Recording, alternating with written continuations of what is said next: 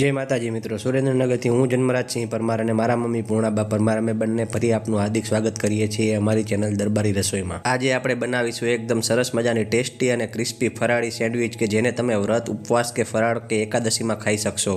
તો મિત્રો આપણે સૌપ્રથમ ફરાળી ચટણી બનાવશું। આ ચટણી બનાવવા માટે મેં અહીંયા લીલા ધાણા લીધા છે, ત્યારબાદ આદુ તેમજ મરચાં લીધા છે, તદુપરાંત મેં અહીંયા કાચા સિંગદાણા લીધા છે, તદુપરાંત મેં અહીંયા સ્વાદ અનુસાર મીઠું લીધું છે।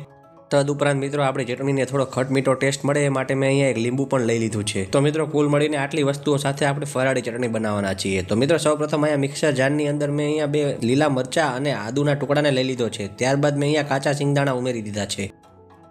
ત્યારબાદ મિત્રો તેની અંદર આપણે લીલા ધાણા ઉમેરી દીધા છે। ત્યારબાદ તેની અંદર સ્વાદ અનુસાર થોડું મીઠું ઉમેરી દીધું છે। હવે આપણે તેની અંદર થોડી આપણી ચટણીને ખટ મીઠો ટેસ્ટ મળે એ માટે આપણે થોડું લીંબુ નીચોવી દેશું। મિત્રો આ બધી જ વસ્તુઓને આપણે સારી રીતે મિક્સ કરી લેશું જેથી આપણી એકદમ સરસ મજાની ટેસ્ટી અને ચટાકેદાર ફરાળી ચટણી બનીને તૈયાર થઈ જાય। તો મિત્રો બધી જ વસ્તુઓને મિક્સરમાં સારી રીતે ગ્રાઇન્ડ કર્યા બાદ તમે જોઈ શકો છો આપણી એકદમ સરસ મજાની ટેસ્ટી અને ચટાકેદાર ફરાળી ચટણી બનીને તૈયાર થઈ ગઈ છે। તો મિત્રો તમે પણ આ રીતથી ફરાળી ચટણી જરૂરથી તમારા ઘરે એકવાર બનાવજો।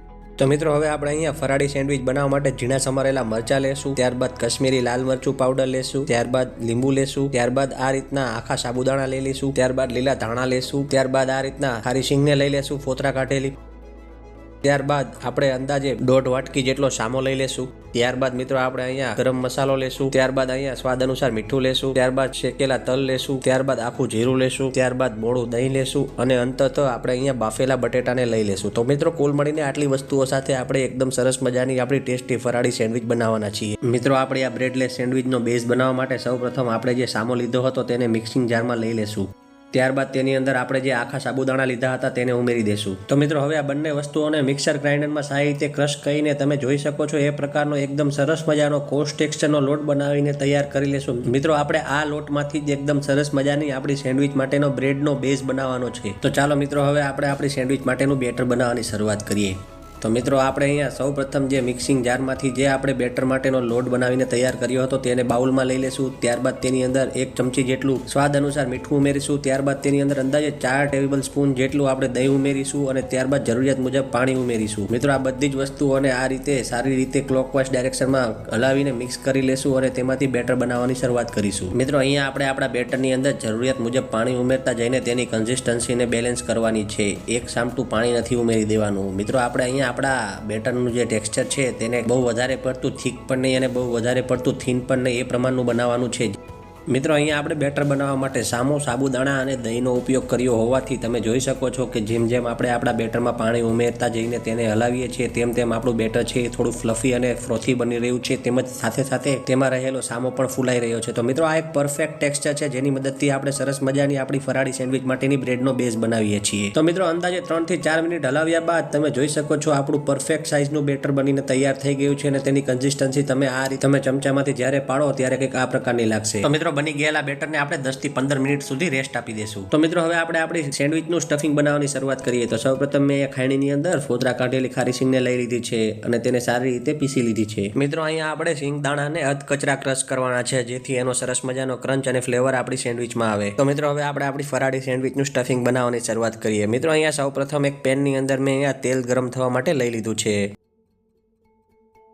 તો મિત્રો આપણું તેલ સરસ મજાનું ગરમ થઈ જાય ત્યારબાદ તેની અંદર જીરું ઉમેરીશું અને તેનો વઘાર કરીશું। તો મિત્રો આપણું જીરું સારી રીતે સતરાઈ જાય ત્યારબાદ તેની અંદર આપણે તલ ઉમેરીશું અને તેને પણ સારી રીતે ફ્રાય કરી લેશું। ત્યારબાદ મિત્રો આપણે તેની અંદર ઝીણા સમારેલા લીલા મરચાં ઉમેરીશું। જો મિત્રો તમે તીખું ખાવાનું પસંદ કરતા હોય તો તમે અહીંયા તીખા લીલા મરચાંનો પણ ઉપયોગ કરી શકો છો। મિત્રો આપણા મરચાં સારી રીતે ફ્રાય થઈ જાય ત્યારબાદ તેની અંદર આપણે ગરમ મસાલો ઉમેરીશું। જો મિત્રો તમે ગરમ મસાલો ન ખાતા હોય તો તમે તેની જગ્યાએ શેકેલા જીરાના પાવડરનો પણ ઉપયોગ કરી શકો છો। તો મિત્રો હવે આપણે તેની અંદર ક્રશ કરેલી ખારી સિંગને ઉમેરીશું, ત્યારબાદ આ બધી જ વસ્તુઓને સારી રીતે મિક્સ કરી લેશું। હવે મિત્રો આપણે તેમાં સ્વાદ અનુસાર મીઠું ઉમેરીશું અને તેને પણ સારી રીતે મિક્સ કરી લેશું। તો મિત્રો આ બધી જ વસ્તુઓ સારી રીતે મિક્સ થઈ જાય અને સારી રીતે ફ્રાય થઈ જાય ત્યારબાદ આપણી સેન્ડવિચની અંદર જે ગેમ ચેન્જર આઇટમ કહી શકાય તેવી એટલે કે બાફેલા બટેટાને આપણે ઉમેરીશું અને તેને સારી રીતે મેશ કરી લેશું અને આ સ્ટફિંગના મટીરિયલમાં સારી રીતે મિક્સ કરી લેશું। તો મિત્રો તમે અહીંયા જોઈ શકો છો આપણા બધા જ બટેકા સારી રીતે મેશ થઈ ગયા છે અને આપણે સેન્ડવિચ માટે જે સ્ટફિંગ મટીરિયલ બનાવ્યું હતું તે પણ પ્રોપર બની ગયું છે. તો ત્યારબાદ હવે તેની અંદર આપણે મસાલા કરીશું. મિત્રો અહીંયા સૌપ્રથમ આપણે કશ્મીરી લાલ મરચું પાવડર ઉમેરીશું. તો મિત્રો અહીંયા આપણા સ્ટફિંગને એકદમ સરસ મજાનો ટેસ્ટી ટેંગી અને ચટાકેદાર ફ્લેવર મળે એ માટે આપણે અહીંયા અડધા લીંબુનો રસ ઉમેરી દેશું. તો મિત્રો આ બધી જ વસ્તુઓને મિક્સ કર્યા બાદ તેને સારી રીતે હલાવી લેશું અને આપણા સ્ટફિંગને તૈયાર કરી લેશું. તો મિત્રો હવે આપણે લાસ્ટ સ્ટેપ એટલે કે હવે આપણે એમાં ઝીણા સમારેલા ધાણા ઉમેરીને તેને પણ સારી રીતે મિક્સ કરી લેશું. તો મિત્રો તૈયાર છે આપણું સરસ મજાનું સેન્ડવિચ બનાવવા માટેનું સ્ટફિંગ. તો મિત્રો 10 થી 15 મિનિટ બાદ તમે જોઈ શકો છો આપણું બેટર એકદમ સરસ મજાનું કંઈક આ પ્રકારની કન્સિસ્ટન્સી વાળું લાગે છે. જો મિત્રો તમારા બેટરની કન્સિસ્ટન્સી તમને જો વધારે પડતી થીક લાગતી હોય તો તેમાં તમે થોડું પાણી ઉમેરી શકો છો, અને જો તમારા બેટરની કન્સિસ્ટન્સી તમને વધારે પડતી થીન લાગતી હોય તો તેની અંદર જે આપણે ક્રશ કરેલો લોટ હતો તેને પણ ઉમેરી શકો છો. તો મિત્રો રેસ્ટ આપેલા બેટરને આપણે થોડીવાર આ રીતે ચમચાની મદદથી હલાવીને તેને સારી રીતે વીપ કરી લેશું. તો મિત્રો અહીંયા ગેસની હાઈ ફ્લેમ પર આપણે સૌપ્રથમ સેન્ડવિચ મેકર મૂકીશું અને તેની ઉપર આપણે પ્રોપર ઓઇલિંગ કરીશું. મિત્રો તમારી પાસે જો આ પ્રકારનું સેન્ડવિચ મેકર ના હોય તો તમે જે સેન્ડવિચ મેકર ઇલેક્ટ્રિક આવે છે તેમાં પણ આ સેન્ડવિચને બનાવી શકો છો. સેમ જ પ્રોસેસ છે, પરંતુ અહીંયા આપણે ગેસ પર જે ચાલનારું સેન્ડવિચ મેકર છે તેમાં આપણે આ સેન્ડવિચ બનાવી રહ્યા છીએ. તો મિત્રો સેન્ડવિચ મેકરમાં ગ્રીસ કરેલું ઓઇલ આપણું પ્રોપર ગરમ થઈ જાય ત્યારબાદ આપણે તેની અંદર બેટર ઉમેરવાની શરૂઆત કરીશું. મિત્રો તમે આ વિડીયોમાં જોઈ શકો છો એ પ્રમાણે આપણે બેટરને પ્રોપરલી ફેલાવવાનું છે અને વચ્ચે આપણે થોડો ખાડો રાખવાનો છે, જેની અંદર આપણે જે સ્ટફિંગ બનાવ્યું હતું તેને ઉમેરીશું.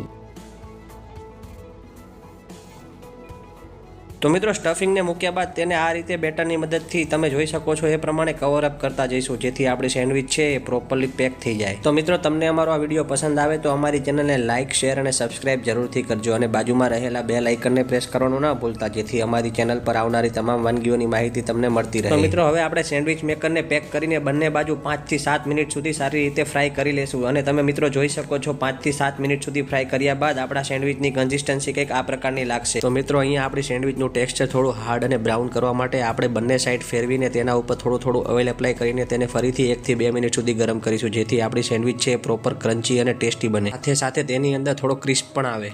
તો મિત્રો તમે જોઈ શકો છો અંદાજે 5 થી 7 મિનિટ સુધી ગરમ કર્યા બાદ આપણી એકદમ સરસ મજાની ટેસ્ટી, ક્રિસ્પી અને ક્રન્ચી એકદમ ફરાળ વ્રત કે ઉપવાસમાં ખવાય તેવી સરસ મજાની ફરાળી સેન્ડવિચ બનીને તૈયાર થઈ ગઈ છે. તો મિત્રો તમે પણ અમારી આ રીતને જરૂરથી ફોલો કરજો.